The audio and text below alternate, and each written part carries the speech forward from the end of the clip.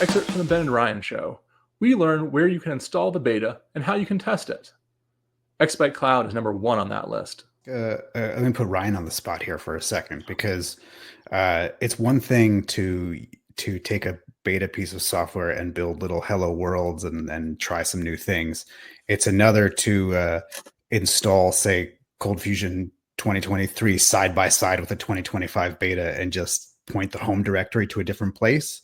Is that a kind of beta program that xByte would ever consider participating in? I know you probably don't want to have to support things that are not quote unquote production ready, but I think we could, as a community, find bugs more readily I know you're a very enterprise focused company, so I'm sure, huge enterprise companies are not going to be like, oh yeah, let's just try running this on 2025 beta, but smaller. There's nothing stopping someone that's part of the beta program from installing that on wherever they're going to install it.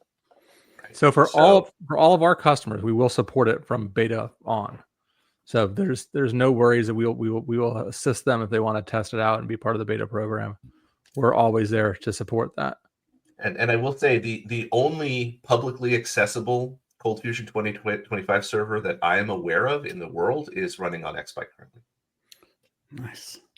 So I can't share details of that, but that was a little project that we did for CF Summit, and so they are already comfortable with it.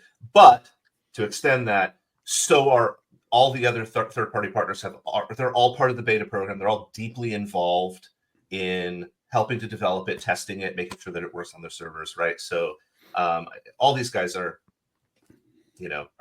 capable of doing it. So pick your poison. Now, I don't know if they have pom-poms on their heads, though, so...